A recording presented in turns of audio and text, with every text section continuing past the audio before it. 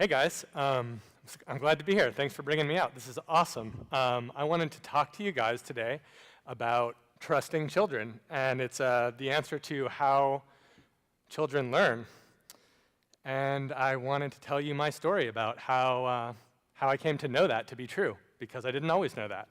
So I came to MIT about 6 years ago, and I came with my wife when we moved up, and I was like, awesome, this is the place where people can have big ideas, right? I can change the world. Okay, I'm here, this is gonna be great. And I started asking professors, hey, you know, your lab, you help the world, right? You do good things and change the world to make it a better place, right? And I was kind of disappointed. Some of the professors told me, oh, yeah, well, here's a disclaimer, or like, oh, well, my work helps the world in 20 years from now. And I was like, oh my God, I'm gonna have to drop out and do something else.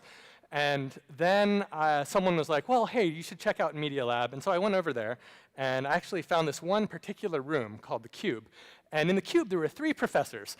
And I was like, hey, do you guys like make the world a better place? And they're like, oh yeah, of course, that's like our goal. I mean, we try all the time. We did today, we're gonna do it tomorrow, gonna do it yesterday. And it's basically, it's like a playground in there.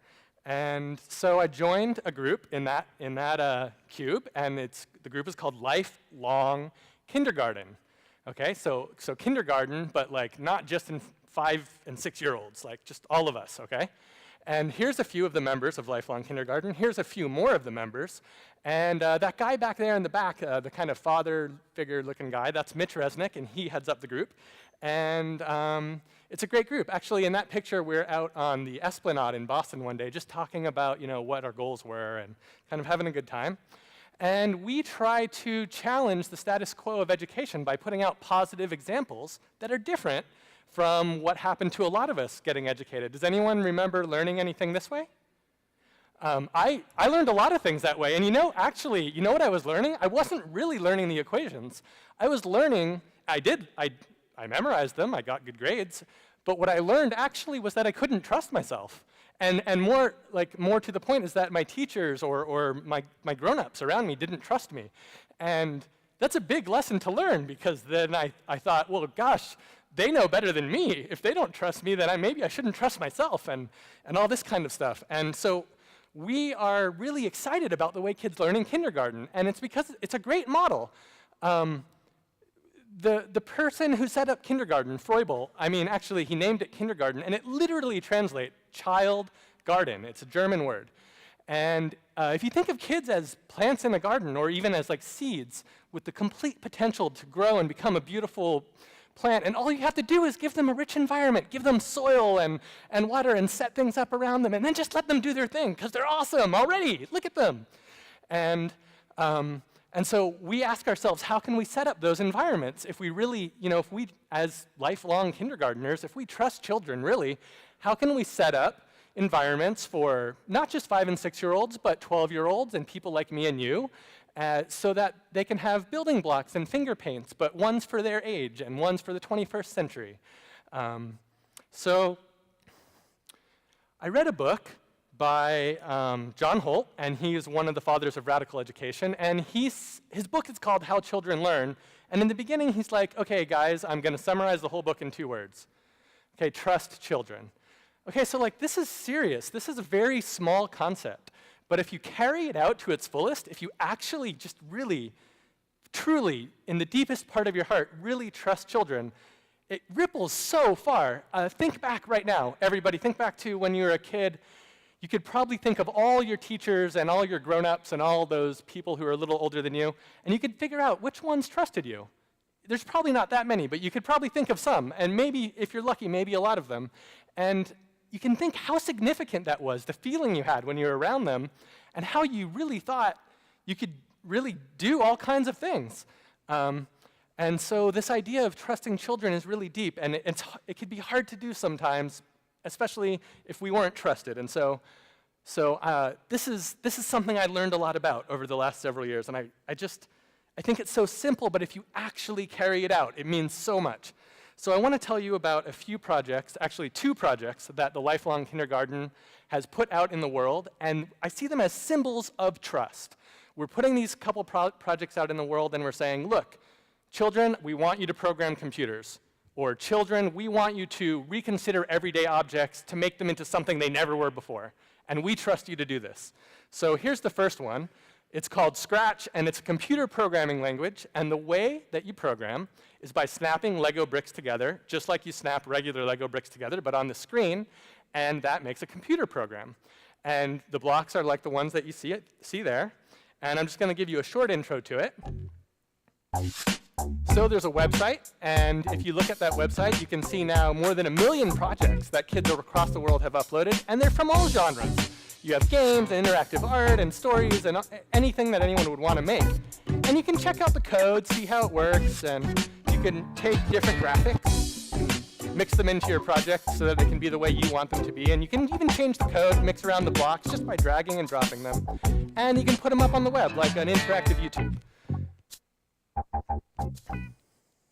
So we put this out on Mac and PC and Linux and XO and Intel Classmate and just about any platform you can think of. We even made something for Second Life, so you can program your characters to behave in Second Life using Scratch blocks. And we put it out on the web, and we knew people would do good things. We knew that we couldn't predict everything that people would do, because we knew that there's just too much out there, too much creativity out there, that we would never be able to understand the diversity that would come in, but we were surprised anyways. If you look at that top orange graph there, that's the number of projects per month. And if you look right up there, it's 75,000 projects a month. That's a lot of projects in 1 month. Actually, that's like a project a minute. So if you check the Scratch website over the next 4 minutes, you'll see 4 new projects. They're kind of flowing in. And this purple graph on the bottom, that's the number of remixes. So like a quarter of the projects, something like that, are like a mashup or a remix of someone else's project. So what are these projects? Well, here's an example. This is a Donkey Kong project. You can see the code. These are all the sprites or the characters. And here, if we play it, you'll see it's a perfect replica of arcade Donkey Kong. You can play it, you can save the princess, you can die, you can jump around, all the normal things that you would expect to see in the program. Someone replicated it. This is truly amazing. This is a collaboration between kids from across different continents. They call their company Graybear Productions, and they make all these projects together. Some kids will animate, some kids will write the programming scripts, and some kids will, well, okay, so here you go. This is an interactive story. And so they did this collaboratively. Some people wrote the story, some people did the graphics. You even hear music, somebody did the music. So it's kind of like a choose your own adventure. So it's just another example of the kinds of things we get in that totally blow us away that we didn't expect to see. This is So You Think You Can Dance. It's called Can You Dance? It's kind of a replica. And it's all of these Scratch kids put in dancers, and they had a contest, and they'd narrow it down every week. And so a girl on the Scratch website put out the call, hey, submit your dancers. And so people did. And here you can see the final winner was that cat. And then normal stuff you might expect to see, you know, like 3D graphing of stuff and mathematics and all that important stuff. And here's a girl who even put a Scratch project into her hat. It was on a Nokia phone. She just embedded it right into her cranium. That was at a special place called Not Back to School Camp, which is a special place in the world that trusts children very much. Here is a Tetris, a 500-person collaboration Tetris adventure. Here you see like a cherry, a cat-flavored Tetris, and before that came a kind of the first color version of Tetris. Here it comes right here. And before that, that was based on a project 1.47. See, now it's 1.01 of a black and white Tetris. And that was based on another Tetris project before that. That's 500 people collaborating to make different versions of Tetris. And who's doing this? Well, this is a histogram of ages. And you can see people of all ages are participating, but the real hump, should I get close enough to point to it? The real hump's right there at 11, 12, 13, 14. So you got your tweens and your young teens. These are the guys who are really doing this. And I went through this whole project, and I started to see the kinds of things that kids were making, and I started to realize that I didn't need to try to make these kids creative. These kids are just creative, and I just have to get out of their way, or even better, just believe in them, so I hold a space around them. Hey, I believe in you. Here's a tool. Guys, you can do it. I think you can do it, so that's somebody. Go for it. And they can do more than survive. And what I started to notice was that, like a lot of learning is based on problem solving. Like think about if you want to, at the back of your textbook, oh, solve this problem, and you flip back in the textbook and you're like, oh, it must tell me how to do this in here somewhere. This is kind of like someone else is asking the question, someone else already knows the answer, and they just want you to fill in the dots. What I think is great is if you can get kids to start thinking, what would be wonderful? I mean, this is hard for grown-ups to think. It might be easier for kids to think if you trust them enough. What would be wonderful? It's much more proactive. It's much less on the reactionary side of how to make the world better. And if people start thinking what would be wonderful, these are the kinds of people who in the future are going to totally be shifting paradigms. So I'm just going to show you one more project, because after I finished that Scratch project, I started a project of my own. The Scratch project was a collaboration with a couple dozen people over time. And this project is called Draudio, and it asks of kids and people all over the world to reconsider everyday objects as something that they're not. So here's just an example before I show you the video. This is just a paintbrush, right?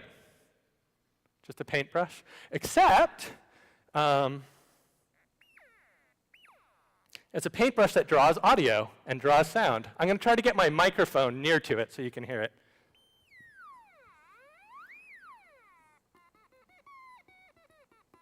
Okay, so this is one form of Draudio, and now I'm going to show you another form of Draudio. Several forms. Here they go. It's a circuit. You can attach it to a pencil. Here we thumbtacked it into the pencil. You draw a line on regular paper, and you've got yourself a musical pencil.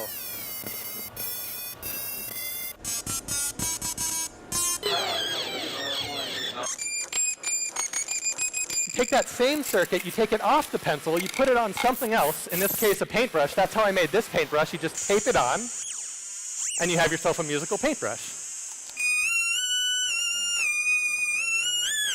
If you're talented, you can even play. Here's that same circuit. It's on a kitchen sink. Now, the electricity is flowing through the metal in the sink, and it's flowing through the person's body.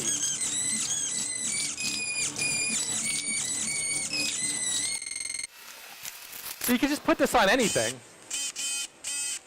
You have a drum out of a tree. If you put it in clothing, it becomes extremely social.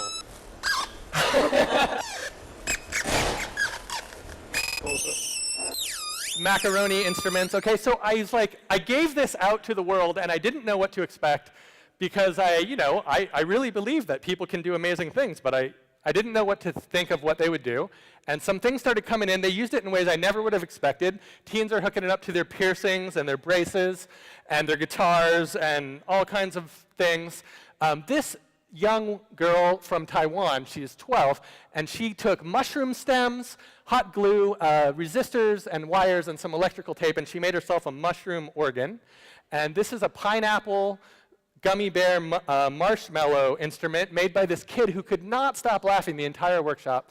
This is an 18-year-old who made a kind of a piano straw. He called it Draudio. The original thing's called Draudio. And you kind of like played a scale as you sucked the water up. And this is my favorite. This is a hula hoop looper. Then this happened. Lost my mic. She loved hula hoops, and she made a looper out of it. Just totally amazing, okay? So think about in your life how you can carry out a simple thing like trusting a child in your life or trusting yourself first and then taking it to the next step. I just had a baby, so I've been thinking about this a lot. I had this baby a couple weeks ago, and I'm thinking, if I can trust this child like with my whole heart, just imagine the things that he could do. Totally amazing. And so I just think it goes so deep, something as simple as trusting, because it creates a space.